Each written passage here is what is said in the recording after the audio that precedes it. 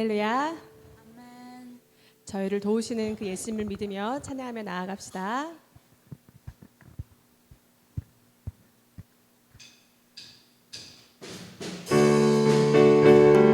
자, 박수 치면서 찬양하겠습니다.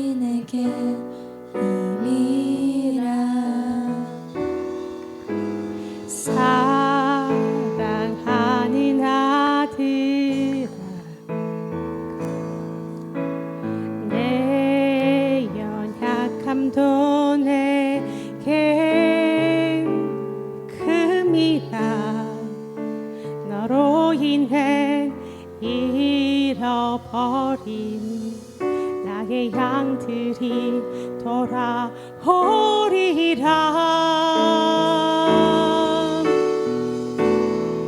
조금 느린 듯해도 기다려주겠니. 조금 더딘 듯해도 믿어줄 수 있니. 네가 가는 그 길 절대 헛되지 않으니. 나와 함께 가자. 앞이 보이지 않아도 나아가 주겠니. 이해되지 않아도 사랑해 주겠니.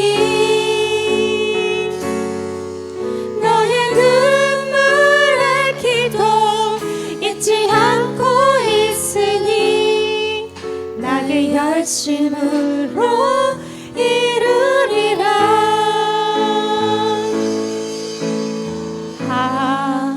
하나뿐인 사랑 내게 부탁이 있다. 길 잃어 지친 영혼 돌아보라. 나의 품으로 안기어라. 조금 느린 듯해도 기다려주겠니. 조금 더딘 듯해도 믿어줄 수 있니.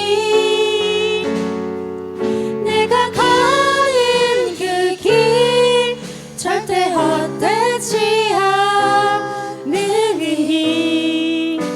나와 함께 가자. 앞이 보이지 않아도 나아가 주겠니. 이해되지 않아도 사랑해 주겠니. 너의 눈물의 기도 잊지 않고 있으니 나의 열심으로 이루리라. 조금 느린 듯해도 기다려주겠니. 조금 더딘 듯해도 믿어줄 수 있니. 내가 가는 그 길 절대 헛되지 않으니. 나와 함께 가자. 앞이 보이지 않아도 나아가 주겠니. 이해되지 않아도 사랑해 주겠니. 너의 눈물의 기도 잊지 않고 있으니 나의 열심으로 이루리라. 날 부르신 뜻 날 부르신 뜻 내 생각보다 크고 날 향한 계획 나의 지혜로 증명 못하나. 가장 좋은 길로 가장 완전한 길로 오늘도 날 이끄심 믿네. 날 부르신 뜻 날 부르신 뜻 내 생각보다 크고 날 향한 계획 나의 지혜로 증명 못하나. 가장 좋은 길로 가장 완전한 길로 오늘도 날 이끄심 믿네.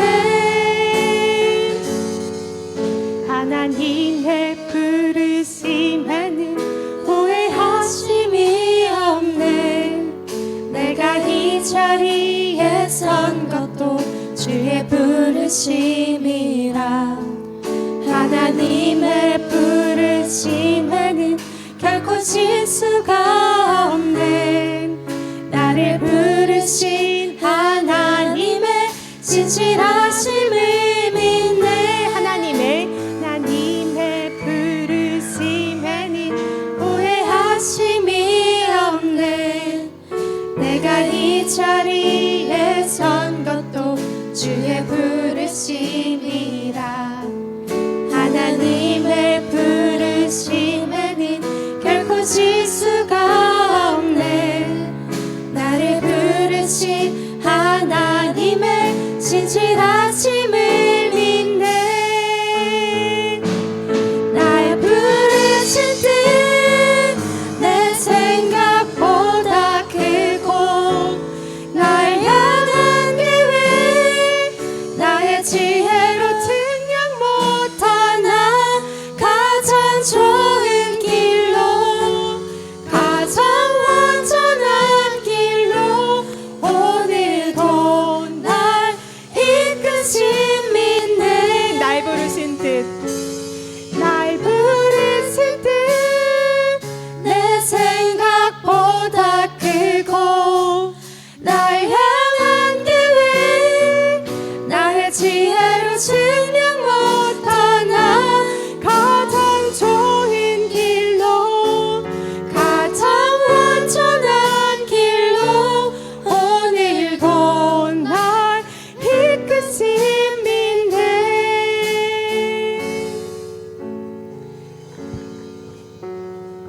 아멘. 임내송 드리겠습니다.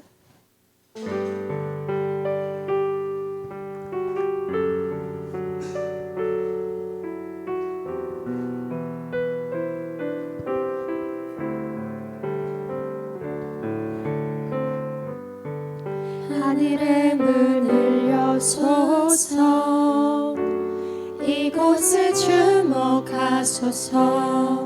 주를 향한 노래가 꺼지지 않으니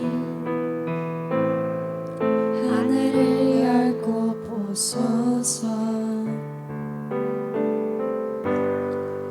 이곳에 임재하소서. 주님을 기다립니다. 기도의 향기가 하늘에 닿으니 주여 임재하여 주소서. 이곳에 오셔서 이곳에 앉으소서. 이곳에서 드리는 예배를 받으소서. 주님의 이름만이, 오직 주의 이름만 이곳에 있습니다. 우리 함께 기도하겠습니다. 이 시간도 하나님 앞에 예배하기 전에 먼저 주님 앞에 우리의 죄를 고백하는 참회의 기도를 드리는 시간을 갖습니다. 참으로 많은 어지러움 가운데, 많은 혼란 가운데 우리가 살아가면서 때로는 우리가 가는 그 길이, 우리가 생각하는 그 생각이, 우리가 결정하는 그 결정이 때로는 과연 그것이 하나님께서 인도하시는 길일 것인가? 지금 내가 하고 있는 이 모든 것들이 정말 하나님을 기쁘게 하시는 그러한 일들인가? 우리한 이런 부분들을 심각하게 고민하며 기도해야 될 줄로 믿습니다. 세상의 혼란을 그대로 따라가서 우리도 그 혼란 속에 잠겨들기보다는 그 혼란 가운데 역사하시는 하나님의 뜻을 깨닫고 그 하나님의 뜻을 바라볼 수 있는 믿음이 되어야 될 것입니다. 그럼에도 불구하고 지난 한 주간 동안 우리는 세상 가운데 살아가면서 때로는 하나님의 뜻, 하나님의 계획을 미처 바라보지 못하고 깨닫지 못하고 나의 생각이 앞서서, 나의 계획이 앞서서, 나의 말이 앞서서 하나님의 영광을 가리우고 예수의 십자가의 피를 더럽힌 적이 없었는지 이 시간 우리 하나님 앞에 고백하며 기도하는 시간을 갖기를 원합니다. 너희 죄가 진홍같이 주홍같이 붉을지라도 흰눈같이 양털같이 희게 하여 주리라고 말씀하신 주의 말씀을 붙들고 이 시간 함께 참회 고백의 기도를 함께 드리겠습니다. 다 같이 기도합니다. 거룩하신 하나님 아버지, 주님의 은혜와 사랑을 감사합니다. 참으로 어지럽고 혼란스러운 세상을 살아가면서 하나님, 우리가 주의 뜻을 바라보며 주의 뜻을 계획하며 나아가지만 하나님 뜻대로 우리가 하나님의 뜻을 알지 못하고 깨닫지 못하여서 오히려 내가 하나님의 뜻을 방해하고 하나님의 계획을 방해하는 어리석음 가운데 빠지지 않았었는지 이 시간 아버지 앞에 고백하며 기도합니다. 하나님, 저희들의 믿음이 없음을 용서하여 주시옵시고 저희들의 믿음의 연약함을 용서하여 주시옵시고 저희의 아둔함을 인하여 하나님의 영광을 가리우고 말씀대로 순종하지 못했던 우리의 어리석음들을 주님 용서하여 주시옵소서.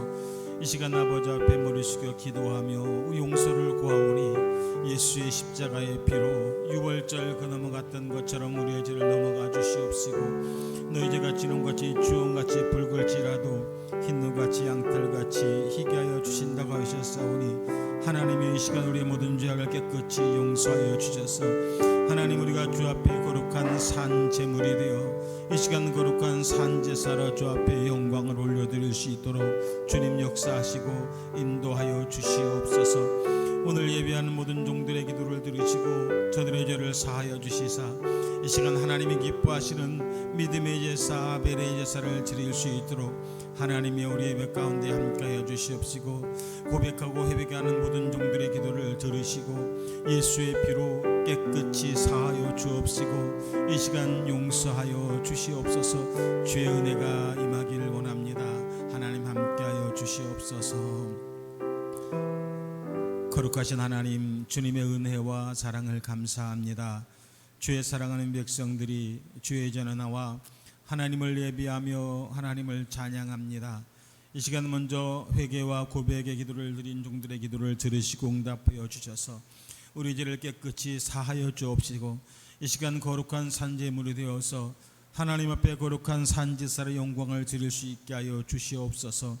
이 시간 종들의 기도를 들으시사 우리 예배 가운데 온전히 임재하여 주옵시고 우리 예배를 주님 기뻐 받아 주시옵시며 오늘 예배 가운데 모든 주의 백성들이 성령의 음성을 듣게 하시고 한 성령의 기적을 체험케 하시고 회복의 은혜가 임하게 하여 주시옵소서.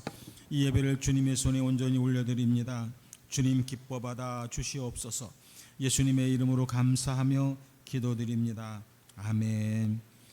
전능하사 천지를 만드신 하나님 아버지를 내가 믿사오며 그 외아들 우리 주 예수 그리스도를 믿사오니 이는 성령으로 잉태하사 동정녀 마리아에게 나시고 본디오 빌라도에게 고난을 받으사 십자가에 못 박혀 죽으시고 장사한 지 사흘 만에 죽은 자 가운데서 다시 살아나시며 하늘에 오르사 전능하신 하나님 우편에 앉아 계시다가 저리로서 산 자와 죽은 자를 심판하러 오시리라. 성령을 믿사오며 거룩한 공회와 성도가 서로 교통하는 것과 죄를 사하여 주시는 것과 몸이 다시 사는 것과 영원히 사는 것을 믿사옵나이다. 아멘. 기도드리겠습니다. 사랑이 많으신 하나님 감사드립니다. 오늘도 저희들 예배에 나올 수 있게 하여 주시옵시고 또 지난 한 주간 하나님의 은혜 가운데 살아갈 수 있었음에 감사드리며 또 그 사실을 고백합니다. 그러나 저희들 또 저희의 능력을 믿고 저희의 능력대로 살아가다가 하나님 앞에 많은 죄를 지었음을 또 고백합니다.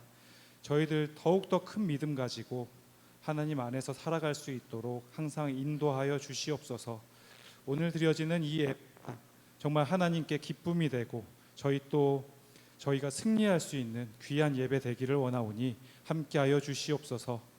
정승호 담임 목사님과 장로님 일행이 선교 일정으로 자리를 비웠습니다. 제 자리로 돌아오실 때까지 하나님께서 지켜 보호하여 주시옵소서. 또 박영수 목사님 오늘 강단 위에 세워주셨사오니 하나님께서 축복하여 주시옵시고 생명의 말씀, 능력의 말씀이 선포될 수 있도록 이끌어 주시옵소서. 항상 감사드리며 모든 예수 그리스도의 이름으로 기도드립니다. 아멘.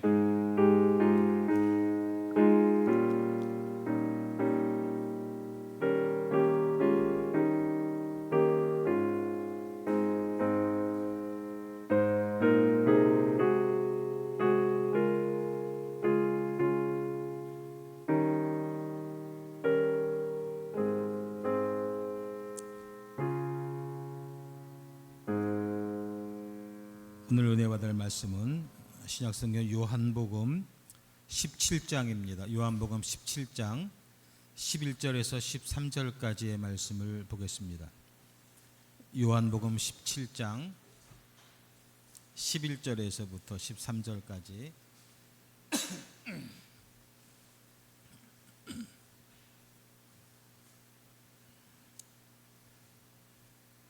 요한복음 17장 11절에서 13절까지 세 절이니까 우리 다 같이 읽겠습니다. 시작. 나는 세상에 더 있지 아니하오나 그들은 세상에 있사옵고 나는 아버지께로 가옵나니 거룩하신 아버지여 내게 주신 아버지의 이름으로 그들을 보존하사 우리와 같이 그들도 하나가 되게 하옵소서. 내가 그들과 함께 있을 때에 내게 주신 아버지의 이름으로 그들을 보존하고 지키었나이다. 그 중에 하나도 멸망하지 않고 다만 멸망의 자식뿐이오니 이는 성경을 응하게 함이니이다. 지금 내가 아버지께로 가오니 내가 세상에서 이 말을 하옵는 것은 그들로 내 기쁨을 그들 안에 충만히 가지게 하려 함이니이다. 아멘. 봉헌 찬송하겠습니다.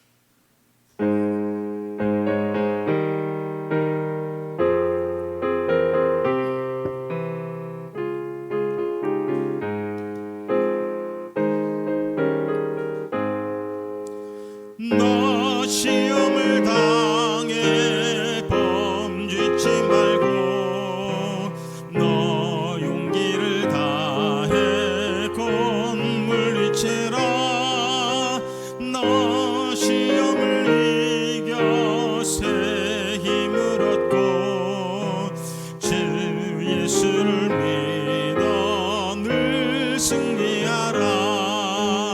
우리 구주의 힘과 그의 위로를 빌라. 주님 내 편에 서서 항상 도우시리.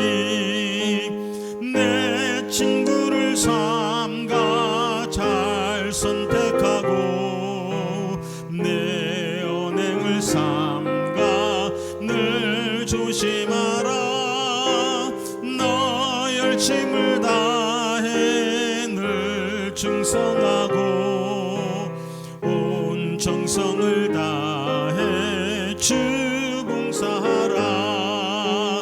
우리 구주의 힘과 그의 위로를 빌라. 주님 내 편에 서서 항상 도우시리.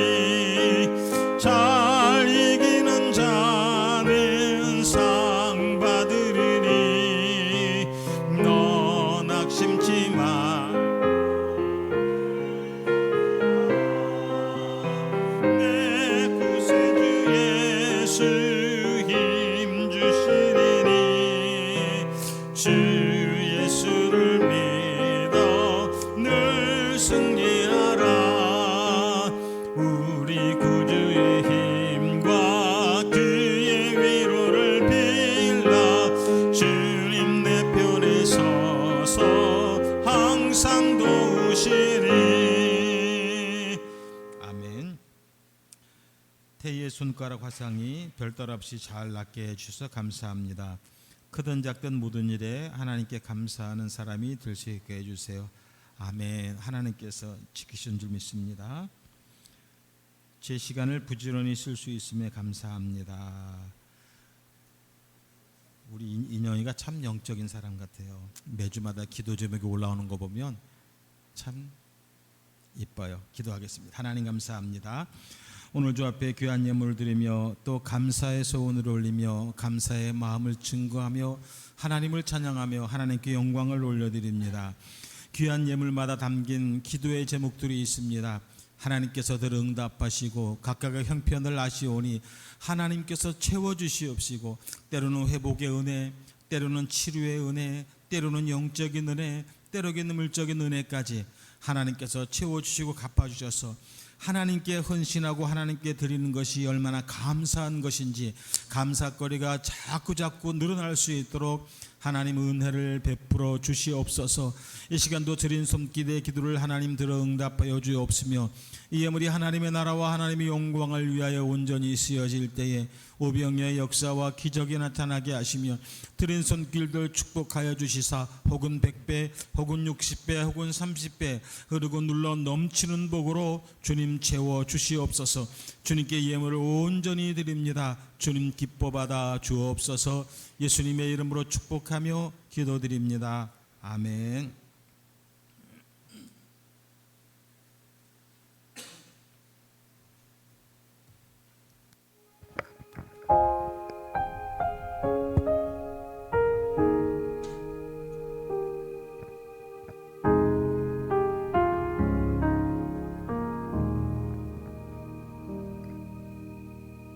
내 백성이 나를 떠나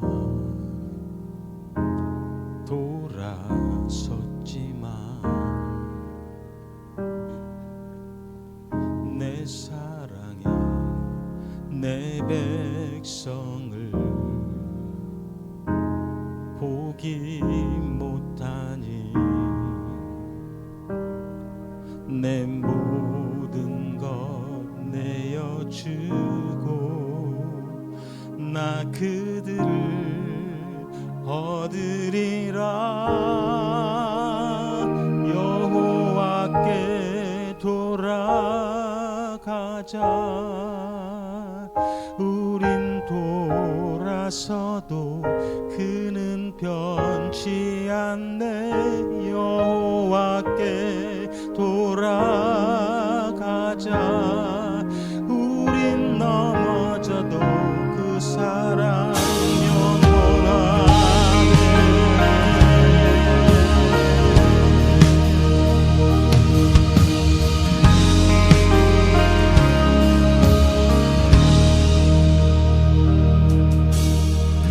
내 백성이 나를 떠나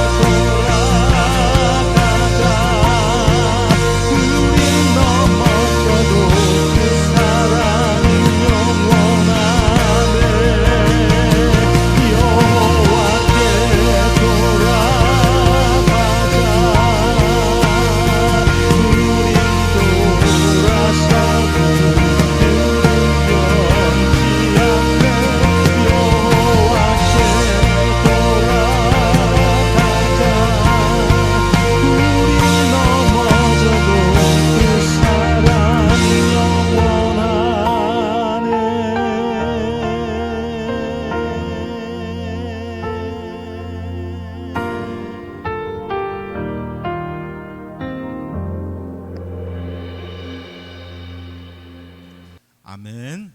할렐루야. 오늘 특성곡으로 이 찬양을 제가 준비를 하면서 이 찬양에 담겨진 의미가 굉장히 깊습니다. 그전에는 저도 이 찬양을 그냥 불렀었는데 이번에 특성을 준비하면서 이 찬양의 내용과 가사 내용을 이렇게 잘 살펴보고 기도하면서 너무나 큰 의미가 담겨져 있고 어쩌면 지금 우리 시대에 가장 필요한 하나님의 명령, 하나님의 말씀이라는 그것이 가슴이 와닿아서 오늘 이 찬양을 제가 특성곡으로 하게 되었습니다. 우리 옆 사람과 인사 한번 하십시다. 주의 이름으로 사랑합니다. 주의 이름으로 축복합니다.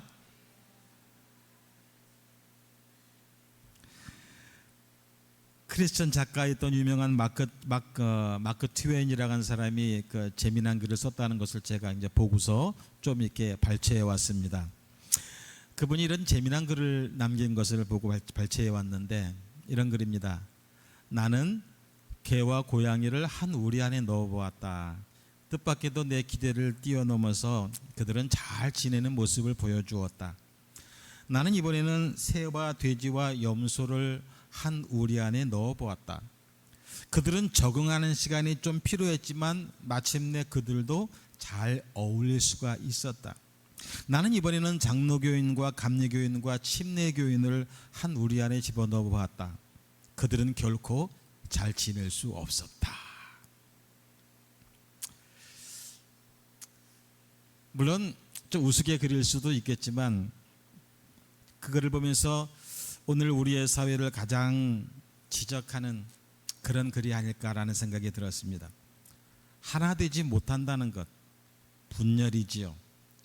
남과 북이 하나 되지 못하고 좌와 우가 서로 대립하고 있고 노와 소가 서로 이해가 안 된다고 등을 돌리고 있고 여와 야가 서로 목숨 걸고 싸우고 있습니다. 제가 선교사로 나와서도 이 선교의 현장에서도 보면 저도 선교사지만 지금은 제가 여기 중부로선 선교협의 회장입니다. 회장이 되다 보니까 더 많이 보여요.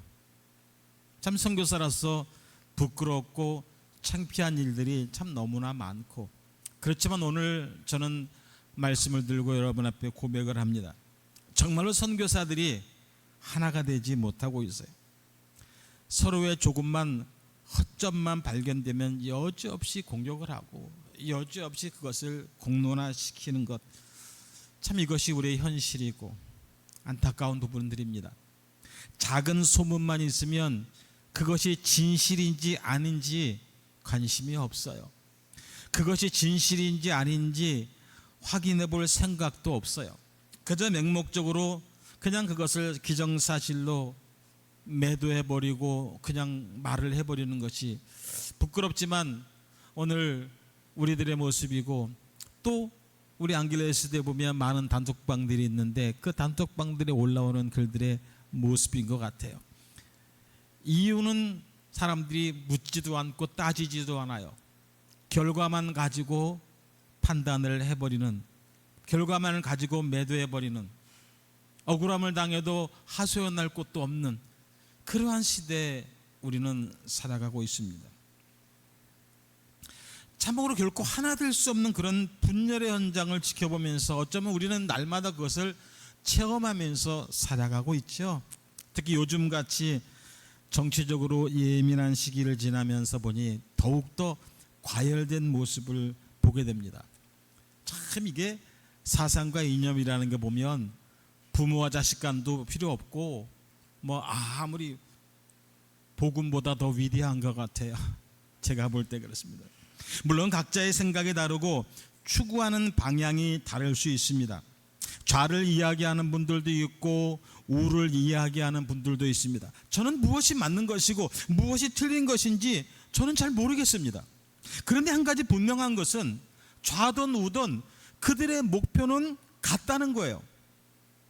복음의 하나됨, 선교의 하나됨, 우리의 모두의 하나됨, 더 나아가서 우리의 조국 대한민국이 다시 세계 복음 선교의 주역이 되어야 된다는 그 목표의 하나됨, 또 나가서 더 위대한 우리의 조국 대한민국을 만들어서 우리의 후손에게 물려주어야 한다는 그 목표의 하나됨.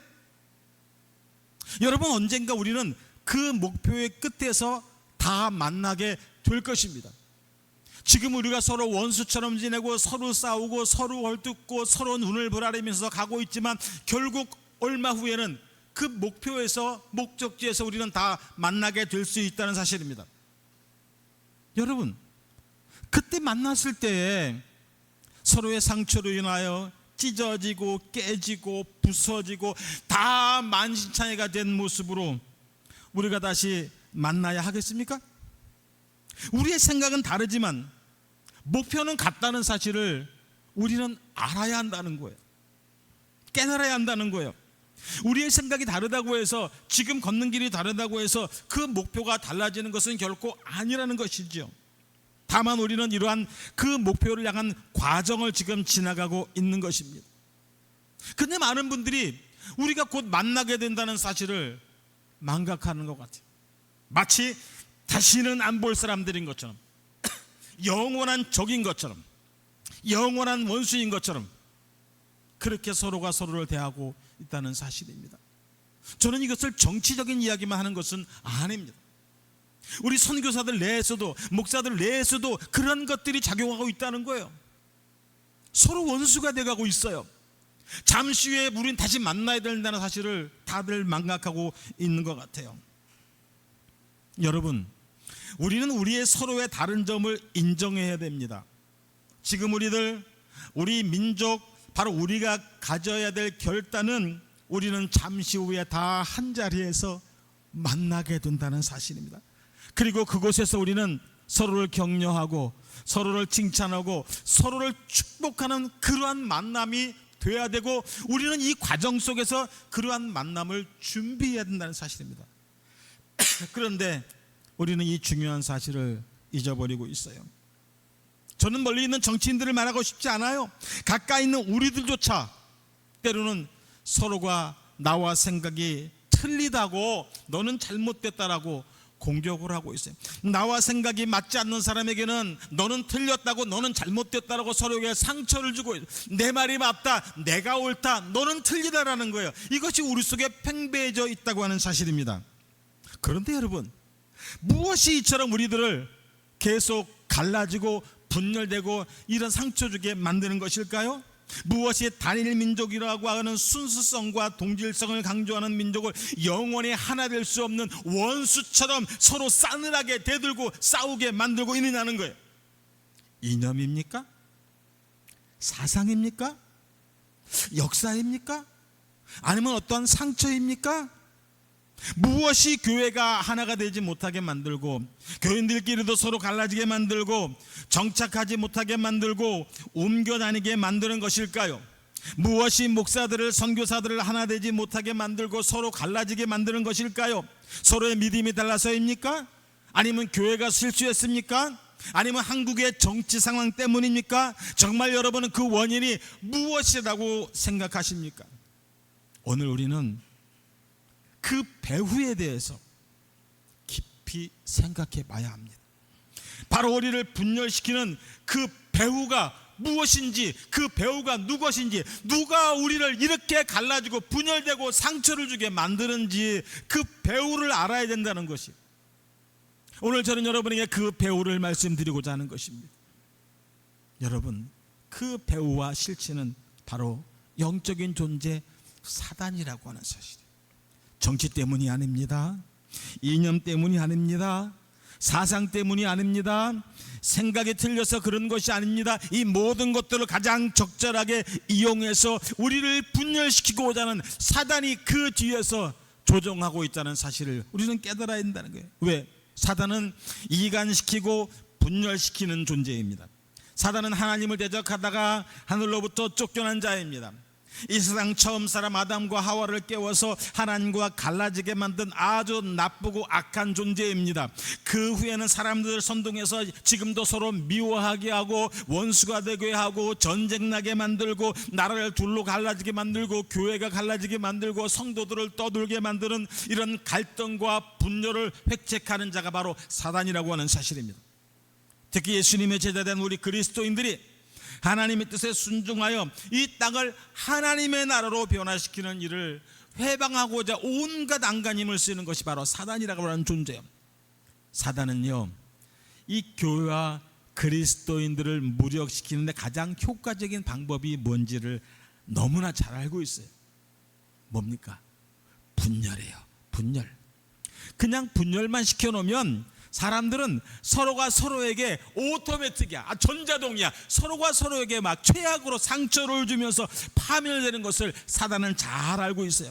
사단은 우리에게 이 분열이란 씨앗만 딱 뿌려놓으면요, 우리가 사명을 잊어버리게 만드는 가장 효과적인 방법, 서로 찢어져 갈등하게 만들고 미워하게 만들고 오해하게 만들고 부정적으로 만들고, 이렇게만 만들어 놓으면 사람들은 자기가 가진 모든 에너지를 동원해서 싸워서 스스로 결국은 자기 자신을 파멸의 길로 이끈다는 사실을 사단은 잘 알고 있어요. 한국의 교회들조차 서로의 이념과 사상을 앞세워서 참 많이 갈라지고 있어요. 이렇게 교회가 갈라지고 교회 안에 복음은 사라지고 오직 이념과 사상을 복음으로 미워하여 서로 싸우고 있는 이런 모습들의 결과가 무엇입니까? 교회가 복음의 사명을 감당하지 못하고 있어요. 세계 선교의 선두에 섰다고 해도 과언이 아니었던 우리의 조국이었는데 지금은 선교사들이 많은 타격을 받고 있어요. 선교에 많은 어려움들을 겪고 있습니다. 저도 자비랑을 하다가 지금은 자비랑을 하지 못하는 상태에서 한국에 좀 후원이라도 요청하려고 저 애쓰고 있습니다. 그런데 대화가 잘 되지를 않아요. 전화를 통화하면서 선교에 대한 이야기를 한마디만 끊으려고 하면 저쪽에서 먼저 나오는 얘기가 정치에 대한 이야기가 먼저 나옵니다. 그리고 온갖 것상에서 온갖 막 퍼부어댑니다. 선교에 대한 말씀, 후원에 대한 말씀을 꺼내기조차 어려운 그런 대화들이 이어집니다. 그래도 저는 그냥 끊을 수가 없기에 그냥 말없이 들어주다가 알겠어요, 기도하겠습니다 라고 끊습니다. 물론 나라를 걱정하고 기도하고자 하는 마음은 충분히 이해가 됩니다. 그러나 그러한 상황들이 본질적인 상황을 모두 덮어버리고 있다는 사실입니다. 그래도 예전에는 통화하면 하나님이 하신 역사, 선교지에서 일어난 하나님의 기적, 서로 사랑하는 교회의 부과한 모습들, 그런 모습들을 이야기 나누었는데 지금은 그런 대화들이 다 사라져버리고 말았어요. 선교, 후원, 말도 꺼내기 어려운 그런 상황이 되어버리고 말았어요. 그러기에 사단은 이 세상의 모든 사람들을 불행하게 만드는 방법, 분열을 조장하여 서로 싸우고 서로에 해치게 만드는 바로 이것, 이 분열과 갈등을 일으키는 일에 가장 우선적인 초점을 두고 우리에게 그것을 심어주고 있다는 사실입니다. 그런데 저는 오늘 성경 본문을 보면서도 그런 느낌이 들었어요. 예수님이 계시던 그 당시에도 사단은 여전히 분열과 갈등을 조장하고 있었다는 사실이죠. 그런데 오늘 본문에 보면 이제 십자가를 앞에 두신 예수님께서 제자들을 위한 중보기도라는 장면이 나오는데 그 기도의 내용을 보면 예수님은 제자들이 능력받기를 위해서 기도하지 않았어요. 또한 제자들의 믿음이 성장해달라고 기도하지도 않았습니다.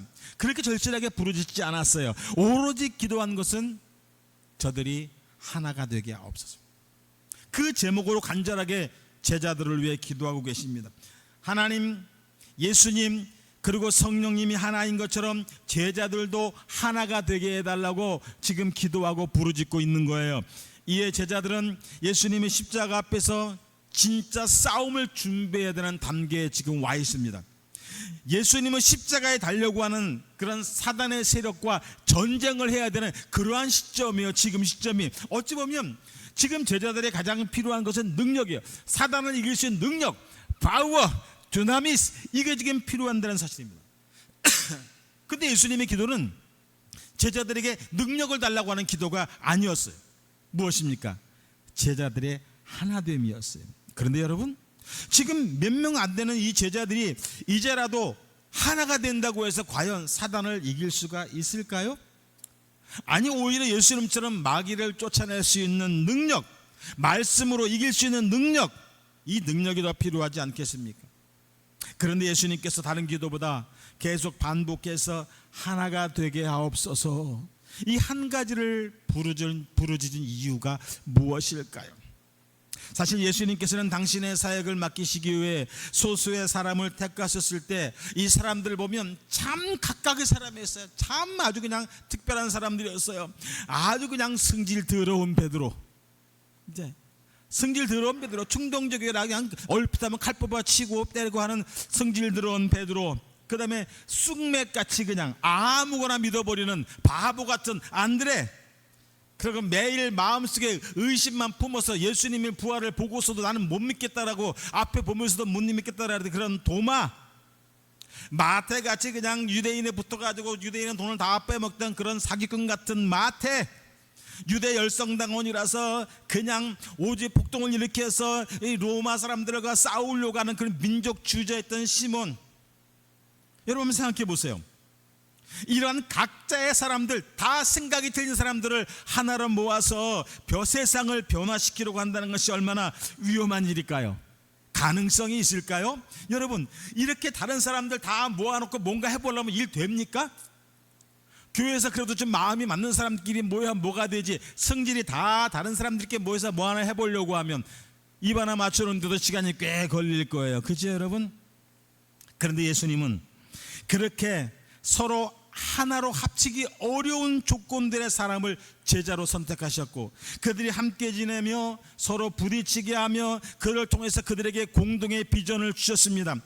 그리고 또한 사랑을 몸소 실천하시면서 순종을 가르쳐 주셨습니다. 그리고 그들의 발을 씻기면서 섬기는 모습의 본을 보여주셨습니다. 그리고는 성령의 충만함을 보내주시며 그들을 세상에 보내셨습니다. 저는 상상을 해봅니다. 처음 이 제자들이 모였을 때 서로 너무나 다른 사람들이잖아요. 안 싸웠을까? 그래도 예수님 앞이니까 안 싸웠을까요? 아닐 거예요. 맨날 지들끼리 만나면 부딪히고 싸우고, 성경에는 안 나와 있지만 제가 생각해 보건대 맨날 지들끼리 부딪히고 싸우면 예수님께서 나타나셔서 또 가르쳐주고 돌아서면 또 싸우고 아마 그랬을 것입니다. 그런데 그렇게 개성이 강하고 코드가 맞지 않던 제자들이 변해서 하나가 되었습니다. 강력한 공동체를 이루고 함께 교회를 섬기며 세상을 변화시켰습니다.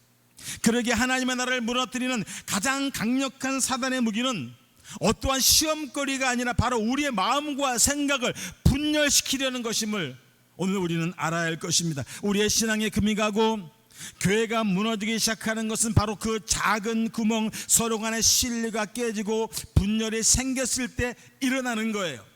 세계를 분열시키고 나라와 민족을 분열시키고 교회를 분열시키고 가정을 분열시키며 하나님과의 관계까지도 분열시켜서 우리를 크나큰 불행에 빠지게 만드는 바로 그 작은 그것들은 바로 그 작은 분열에서부터 시작되는 것을 우리에게 가르쳐 주시는 것입니다. 그리고 이 가장 강력한 사단의 무기, 이 가장 강력한 사단의 분열을 이기는 방법은 바로 우리가 서로 믿음으로 하나가 됨을 강조하시며 기도로 우리에게 가르쳐 주시는 것입니다. 그러기에 예수님은 하나님과 사람 사이에, 그리고 사람과 사람 사이에 다리를 오셔서 하나 되게 하시기 위해 이 땅에 오신 거예요.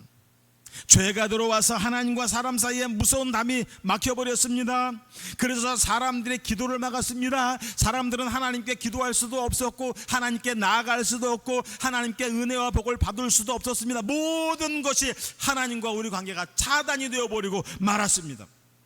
그런데 예수님께서 이 땅에 오셔서 하나님과 사람 사이에 그 막혔던 담을 풀어주셨습니다. 십자가에서 피 흘리심으로 인하여 우리의 죄를 대속하심으로 인하여 원수가 되었던 하나님과 우리의 관계를 화목된 관계로 바꾸어 주셨다는 거예요. 그 십자가의 피 흘리심으로 인하여 하나님과 우리 사이에 막힌 담이 무너져 버렸습니다. 그러기에 그전에는 기도해도 안 듣던 하나님이, 아무리 보려고 해도 보이지 않던 하나님이, 아무리 받고 싶어도 받을 수 없었던 그 하나님이, 남과 같은 하나님이 지금은 우리의 아버지가 되었고 나에게 은혜를 주시고 나에게 복을 주시고 나와 함께 하시고 나를 치료하시고 나를 회복시키는 바로 나의 아버지가 되었다는 사실이에요. 이제는 예수의 이름으로 기도하기만 하면 하나님이 우리 아버지가 들으세요. 예수의 이름으로 달라고 하시면 우리 아버지가 주세요. 예수 이름으로 해결해 달라고 하시면 해결해 주신다는 것입니다. 하나님과 우리 사이의 모든 관계를 다 풀어 주셨습니다. 이제 하나님과 우리와의 관계는 예수님의 십자가의 피로 인하여 화목된 관계, 사랑하는 관계로 바뀌어지었습니다. 사람과 사람 사이의 벽도 허무셨어요.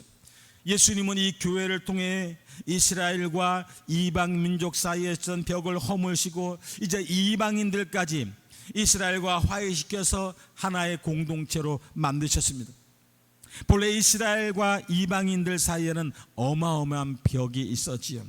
이스라엘은 이방인들을 심지어 개취급까지 하면서 냉대하게 그들을 대했지만 베드로에게 환상을 보여주심으로 고넬료에게 보내주시고 이를 계기로 유대교에서 상상할 수도 없었던 일이 벌어지게 되었죠.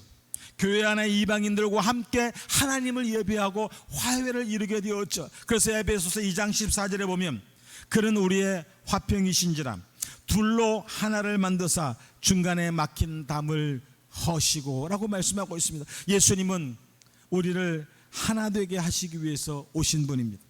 둘로 하나를 만드셨고 막힌 담을 허셨습니다. 오늘 주님께서 우리에게 주시는 말씀이 있습니다. 저는 가슴 터지는 마음으로 이 말씀을 전합니다. 서로 하나가 되라는 것입니다. 지금 주님께서 우리를 위해 중보하시는 것이 있습니다. 우리가 교회가 진정으로 하나가 되라는 거예요. 좌도 아니고 우도 아니고 오직 하나님으로 인하여 하나가 되라는 것입니다.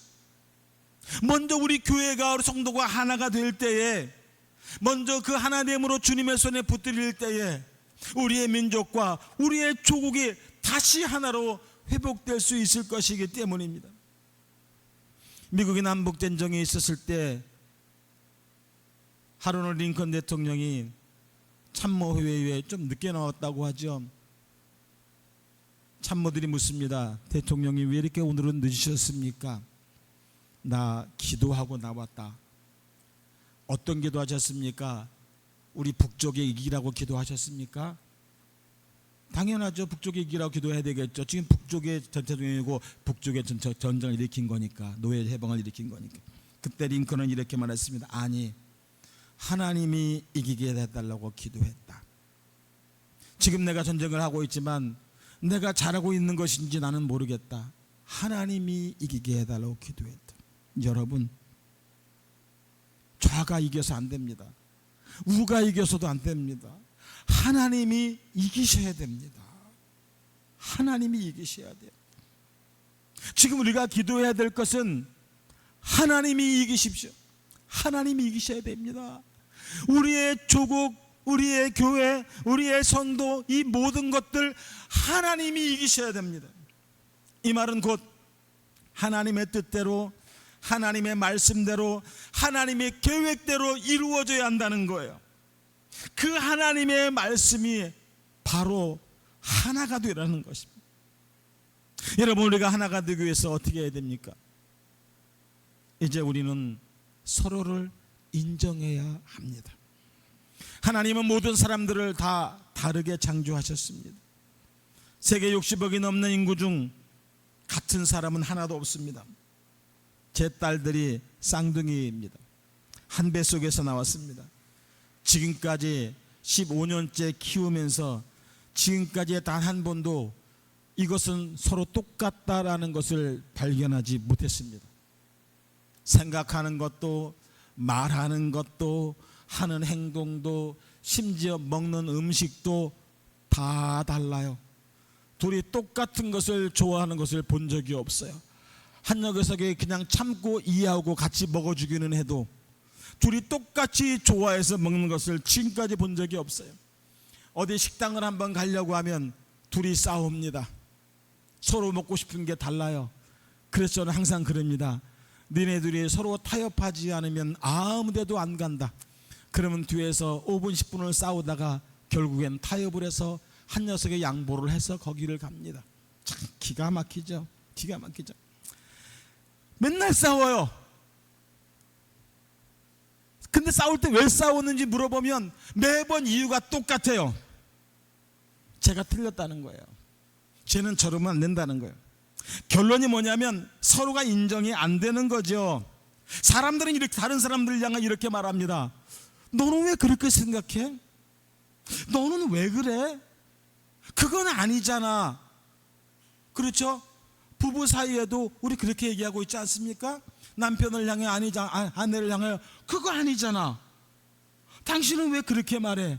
당신은 왜 그렇게 생각해? 왜 그런 방향을 보는 거야? 우리는 자식들을 향해서도 그렇게 말들을 하죠. 왜 나와 다르게 말해? 왜 나와 다르게 생각해? 왜 나와 다른 것을 좋아해? 그러면서 우리는 나도 모르게 시비를 겁니다.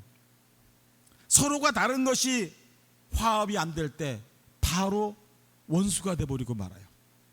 머리 터지게, 심지어 부부 사이에도 그거 하나 때문에 머리 터지게 싸워버리고. 예전에 한번 말씀드린 적이 있었던 것 같아요. 제가 예전에 오래전에 사역할 때 좀 나이 먹은 부부가 결혼을 했어요. 둘 다 초혼입니다. 근데 둘 다 나이가 먹어서 결혼했는데, 하루는 밥상을 차렸는데 부인이 이 숟가락과 젓가락을 왼편에 놨어요. 그랬더니 남편이 들어와서 왜 이것을 왼쪽에 넣느냐, 오른쪽에 놔야지. 그랬더니 부인이 왼쪽에 넣으면 어떠냐, 오른쪽에 놔야 돼. 그러다가 둘이 이혼하자 소리 나올 정도까지 머리 터지게 싸웠습니다. 그러니까 실제 얘기를 드리는 거예요. 실제 있었던 이야기를. 나와 조금만 다르면 그것을 받아들이지를 못해요. 서로 죽일 듯이 비방을 하고 서로 죽이려고 합니다. 우리는 이걸 매일 뉴스를 통해 보고 있잖아요. 저는 너무 뉴스를 볼 때마다 답답하고 속이 상하고 그래서 안 봐버려요. 요즘 안 봐버리고 뭐만 보냐면 뉴스 제목 나온 것만 보고 내용을 안 봐요. 그래도 알긴 알아야 되니까 제목만 봐요. 여러분, 우리는 서로 다를 수 있어요? 아니, 우리는 다 달라요. 부모와 자식도 다르고요, 부부도 다르고요, 아무리 수십 년을 함께 살았어도 서로 다릅니다. 그런데 문제는 우리 대부분의 사람들이 서로의 다름을 인정하지 않는 데 있다는 것입니다. 다른 것은 틀린 것이 아닙니다.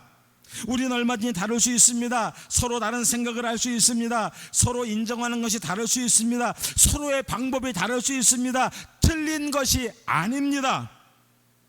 우리가 생각할 때 내 생각이 틀리지 않았다고 생각하듯이 다른 사람의 생각도 틀린 것이 아니라는 거예요. 우리는 다름을 인정해야 됩니다. 그것을 인정하고 용납해야 비로소 우리는 서로를 품을 수가 있게 되는 거예요. 예전 설교 때 무지개를 말씀드린 적이 있었습니다. 무지개가 몇 가지 색깔인지 혹시 아시는 분 있나요? 여러분들은 잘 모르시는군요.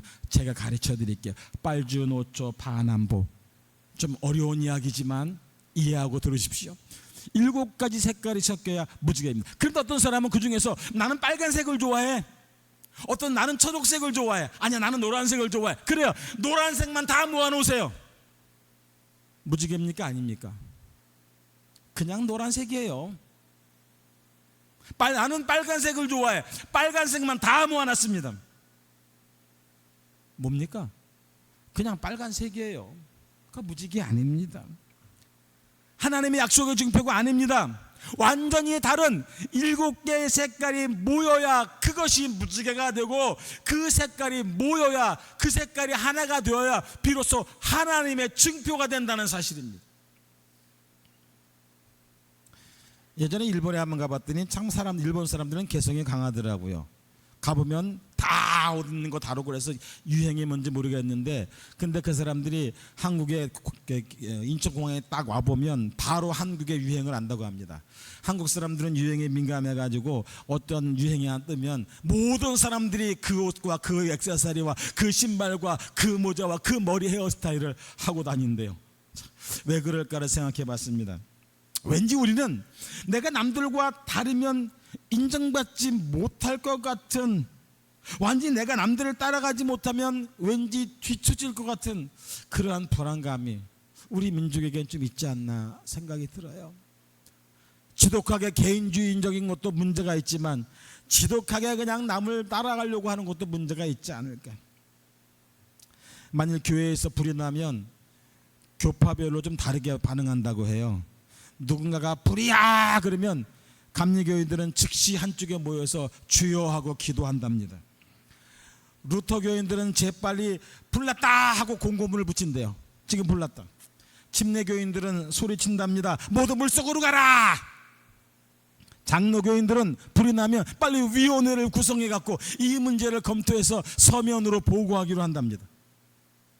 성공회 교인들은 불 나면 일렬로 질서정연에 서서 나간다고 합니다. 구세군은 불이 나면 그 피해를 보수하기 위해서 재빨리 냄비를 가져와서 종을 찌기 시작한답니다. 어떻습니까, 여러분? 그럴듯합니까? 누가 틀렸습니까? 아니면 누가 옳습니까? 누구 말이 가장 옳은 것 같습니까? 옛날 성벽들을 지은 거 보면 큰 돌도 있지만 그 안에 작은 돌, 네모돌, 삐죽한 돌, 온갖 돌들이 섞여가지고 그 하나의 성벽을, 튼튼한 성벽을 이룹니다. 지금은 물론 시멘트나 몰타 이런 것들 잘 되어서 정사각형들을 딱딱딱딱 붙이지만 예전에는 없었잖아요. 만약에 예전에 이쁜 돌만 탁탁탁 붙이면 그 돌이 힘을 받았을까요? 그 성벽이 힘을 받을까요? 못 받았을 것입니다. 여러 가지의 모양의 돌들이 서로 맞춰졌을 때 비로소 제 힘을 발휘했을 것입니다. 여러분, 사람도 마찬가지예요. 네모난 사람도 있어요. 뾰족한 사람도 있어요. 둥글둥글한 사람도 있어요. 그러나 여러분, 이렇게 다양한 사람들을 하나로 묶어서 하나님은 위대한 일을 하신다는 거예요. 어떤 사람은 손과 같은 역할을 합니다. 어떤 사람은 발과 같은 역할을 합니다. 어떤 사람은 머리의 역할을 합니다. 어떤 사람은 발가락의 발톱 같은 역할을 합니다. 발가락의 새끼 발톱 안 중요합니까? 발가락의 새끼 발톱에 가시 하나 박혀보세요. 미칩니다. 그렇죠? 미칩니다. 어느 것 하나 중요하지 않은 게 없다는 사실입니다. 하나님은 우리를 다 다르게 부르셨습니다. 그리고 그 각기의 다른 장점을 귀하게 여기고 쓰십니다. 그러게 우리가 진정으로 하나가 되기 원한다면 서로의 다름을 인정하고 존중해 주어야 한다는, 그래야만 서로를 받아들이고 하나가 될 수 있다는 사실입니다. 하나가 되라고 하는 말은 똑같아지라는 말이 아니에요, 여러분. 똑같은 생각을 하라는 것이 아닙니다. 서로의 다양성을 인정하고 받아들이고 그것을 통해서 연합하라고 하는 것. 믿음은 서로를 인정하고 하나가 되는 것입니다. 그러게 우리는 서로에 대한 관심을 가져야 됩니다. 저 사람은 저런 생각을 할 수도 있구나. 저런 사람은 또 저런 행동을 할 수도 있구나. 필리핀에 선교사로 온 지 13년 차인데 아직도 적응이 안 되는 것이 많습니다. 특별히 운전을 할 때 이 필리핀 사람들 운전하는 거 보면 속에서 아직도 우라같이 밀어요. 우라같이 밀어서 그냥 혼자서 막 그냥 그럴 때가 아직도 있습니다. 왜 저렇게밖에 못하지? 그러니까 이 나라는 못 살지. 제 선교사면서 곧다고 생각을 제가 합니다. 혼자서 그런 마음들을 많이 가져요. 그런데 계속해서 관찰을 하다 보니까 그 사람들은 그런 행동이 아무렇지 않습니다. 아니, 그 사람 필리핀 사람들은 그렇게 운전하는 것이 당연한 것이었습니다. 제가 필리핀에 살면서 저 사람들은 당연한 것인데 저만 당연하지 못한 거였어요. 그래서 지금은 상당히 저도 생각을 많이 바꾸고 있습니다. 이 나라 사람들은 저렇구나. 저게 틀린 게 아니었구나. 이 나라 사람들은 저게 나름대로 질서이구나. 지금까지 이 사람들이 틀렸어 라고 말을 생각할 때는 제 속에 우라같이 밀었어요. 이것들은 이렇게밖에 못하나. 그런데 틀린 게 아니었다라는 마음이 들고 나니까 이 사람들은 저게 자기들의 질서구나. 지금은 별로 스트레스를 안 받아요. 왜요? 그럴 수도 있거든요. 지금은 이 나라 사람들의 입장에서 생각해 보거든요. 내 중심적으로 해석하고 생각했을 때 저 혼자 받은 상처가 얼마나 많았는지 몰라요. 그 상처를 받을 때 집에 들어가면 괜히 아내에게, 아이들에게 그냥 화내고 짜증내고 그냥 아무것도 아닌 일을 갖고 그냥 막 그렇게 영향을 미쳤었어요. 다른 사람의 생각에 관심을 갖고 다른 사람의 행동에 관심을 가져주고 내가 그 사람과 하나가 될 수 있는 방법은 오직 하나, 그 사람을 인정해주고 존중해 주는 거예요. 나 중심적인 생각에서 그 사람 중심적인 생각으로 바꿔주는 것입니다. 그 바꿔준다는 것은 무엇입니까? 단순히 내가 너를 이해해, 단순히 내가 너를 알겠어, 그래 알겠어, 이해, 이것입니까? 아니에요. 이것은 다른 사람 중심으로 바뀌어지는 것이 아닙니다. 그럼 진정으로 다른 사람 중심으로 바뀌어지는 것은 무엇입니까? 저는 여러분에게 오늘 지금 질문을 드리겠습니다. 예수님 보고 싶은가요? 정말로 예수님 보고 싶은가요? 별로 안 보고 싶은가 보네. 예수님 보고 싶은 분 하면, 그러면 지금 제가 보여드릴까요? 제가 마법을 써서 여러분에게 예수님을 보여드리려고 합니다. 그렇다고 저는 이단은 아닙니다. 제가 예수님을 보여드리죠. 여러분 기대하십시오. 기대하십시오. 예수님을 보여드리겠습니다. 자, 준비하시고 옆 사람을 보세요. 빨리 옆 사람을 보세요. 그 속에 예수님 계십니다. 보이십니까? 그분이 예수님처럼 보이십니까? 그 여러분 옆에 있는 그 성전에 예수님이 계시잖아요. 그 성전을 예수님 보시듯이 보셔야 되잖아요. 그 성전이 예수님이잖아요. 바로 다른 분들을 예수님 대하듯이 보시라는 거예요. 이게 바로 관심이고, 이것이 바로 예수님 중심으로 다른 사람을 보는 거예요. 우리 그리스도인들은 나 중심에서 하나님 중심으로 옮겨줘야 돼. 하나님의 관심이 어디 있는가, 하나님께 유익한 것이 무엇인가, 하나님의 관심사를 알아야 내가 하나님과 하나가 될 수 있잖아요. 다른 사람의 관심사를 알아야 내가 그 사람과 하나가 될 수 있잖아요. 내가 무관심한 그 사람에게 하나님의 관심이 집중되어 있다는 사실을 여러분 알아야 합니다. 내가 무심한 그 사람을 하나님이 집중하고 있어요. 그러면 나도 그 사람에게 집중을 해야지요. 하나님은 집중하시는데 우리는 몰라라고 있다면 그것을 믿음이라고 할 수 없죠. 여러분, 바로 내 옆에 있는 그 사람, 내가 미워했던 그 사람 때문에 예수님이 십자가에 목숨 바치셨어요. 아멘이십니까? 아멘하기 싫은가 보다. 나만을 위해서라고 생각하시나 보다. 저는 그렇게 믿어요. 우리나라에 좌라고 막 떠드는, 좌라고 우기는 그 사람들 때문에 예수님이 십자가에 죽으셨어요. 그 사람들 살리려고. 우리나라에 우라고 떠드는 그 사람들 살리시려고 예수님이 십자가에 죽으셨어요. 우리 모두를 위해서 예수님이 십자가에 죽으셨는데 우리는 그 십자가 은혜는 오감대 없고 그저 나와 생각이 다르다고, 나와 다른 생각을 한다고 서로 원수가 되어서 싸워서야 되겠습니까? 여러분이 무관심하다면 그것이 바로 예수님에 대해서 무관심한 거나 다를 바가 없다는 거예요. 그러게 우리 성도들께 좀 더 적극적인 표현이 필요하고요. 관심의 표현이 필요하고, 그래야 성도가 하나가 될 수 있어요. 상대를 알아야 하나가 될 수 있기 때문이죠. 바로 우리가 서로 관심을 갖고 그 관심을 적극적으로 표현하는 것이 하나님의 뜻을 이루는 것입니다. 성도들 사이에 하나됨, 교회, 성도와 교회의 하나됨, 바로 우리 그리스도와 우리 그리스도와 하나됨을 나타내 주는 계지이기 때문입니다. 믿음은 서로에게 관심을 가지고 하나가 되기 위하여 최선의 노력을 다하는 것입니다. 하나님과 성도들의 관계를 하나로 연결시키는 연결선이 있습니다. 그것이 바로 예수님이십니다.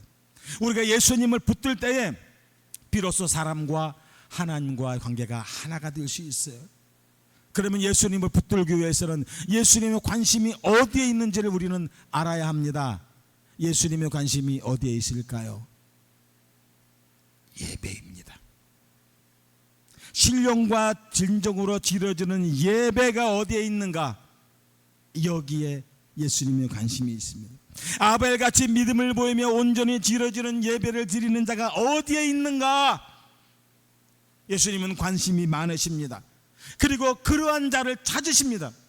하나님을 만나기를 소망하며 그분과 더욱 친밀한 관계를 유지하기를 소망하며 마음을 다하는 예배를 드리는 자에게 하나님은 관심이 많으시다는 사실입니다.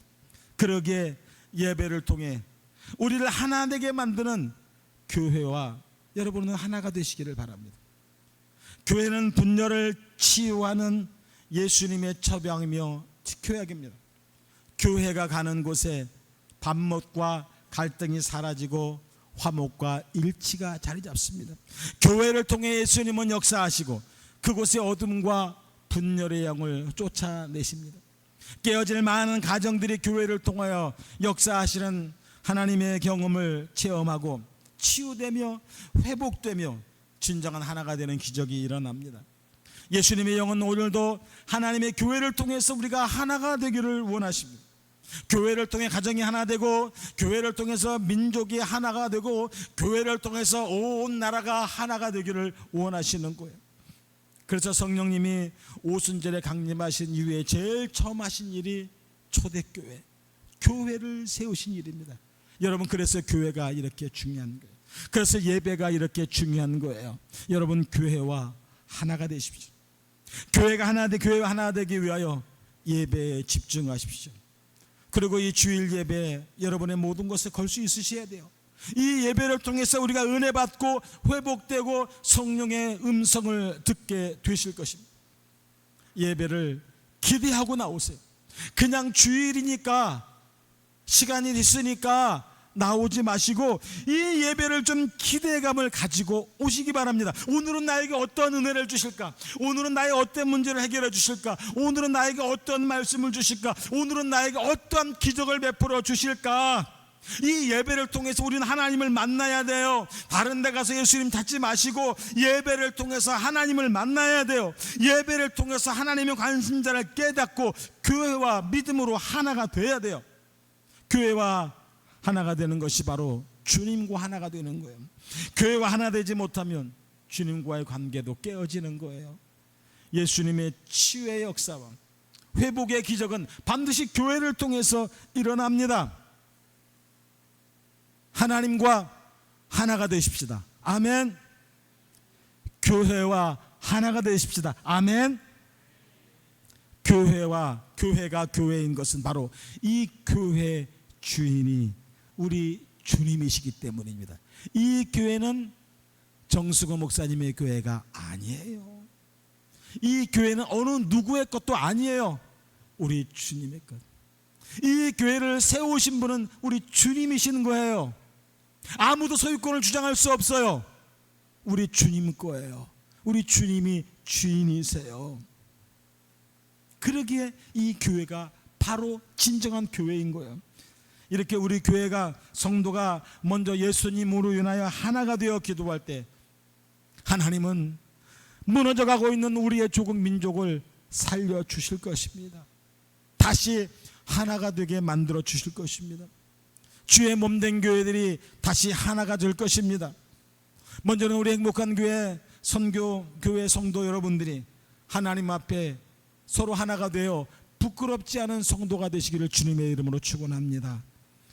그리고 하나됨의 모범을 통해서 하나님을 가장 기쁘시게 하는 우리 행복한 선교교회가 되시기를 주님의 이름으로 축원합니다. 기도하겠습니다. 거룩하신 하나님, 주님의 은혜와 사랑을 감사합니다. 하나됨의 목적, 하나됨의 기적, 하나됨의 역사, 하나됨의 원하심, 우리는 이 하나님의 뜻을 오늘 바로 깨달아서 진정 먼저 하나님과 하나가 될 수 있도록 도와주시옵소서. 우리의 믿음으로 하나가 될 수 있도록 도와주시고 그리스도의 사랑으로 하나가 될 수 있도록 도와주시고 그 하나됨 속에서 하나님의 놀라운 역사와 기적이 일어나서 그 하나됨 가운데 하나님의 나라가 회복되어지고 하나님의 나라가 더욱더 부흥성장할 수 있도록 하나님 은혜를 베풀어 주시옵소서. 오늘 귀한 말씀을 우리가 마음에 깊이 깨달아서 이 말씀을 붙들고 정말 주님의 은혜 가운데 먼저는 교회와 하나 되게 주님 역사하여 주시옵소서. 예수님의 이름으로 기도드립니다. 아멘.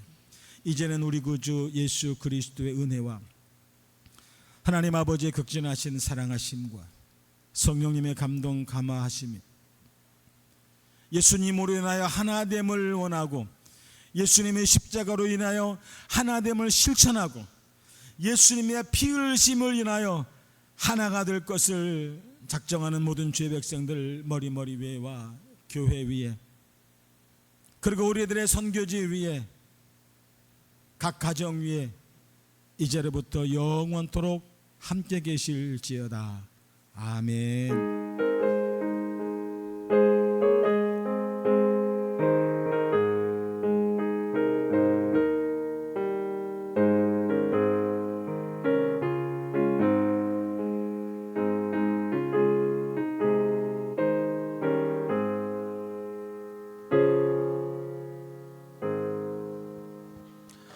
특별히 오늘은 우리 정수 담임 목사님과 사모님 또 우리 장로님과 또 여러분들이 그 수요 지역 달란트 시장 때문에 갔습니다.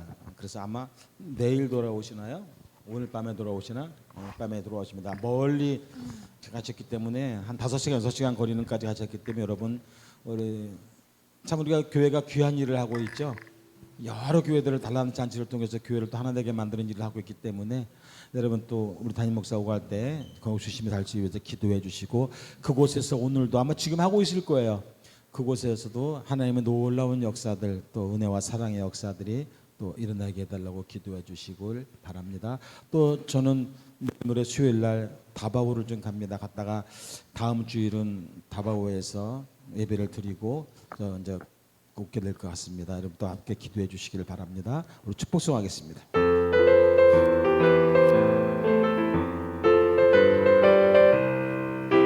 너는 당장 너머로 뻗은 나무 가지에 푸른 열매처럼 하나님의 귀한 축복이 삶에 가득히 넘쳐날 거야. 너는 어떤 시련이 와도 능히 이겨낼 강한 발이 있어. 전능하신 하나님께서 너와 언제나 함께 하시니 주의 이름을 사랑하고 축복합니다. 할렐루야. 너는 하나님의 사람 아름다운 하나님의 사람 나는 널 위해 기도하며 내 길을 축복할 거야. 너는 하나님의 선물 사랑스러운 하나님의 열매 주의 품에 꽃 피운 나무가 되어줘. 아멘. 하나님께 영광의 박수 올리십시다. 할렐루야. 아멘.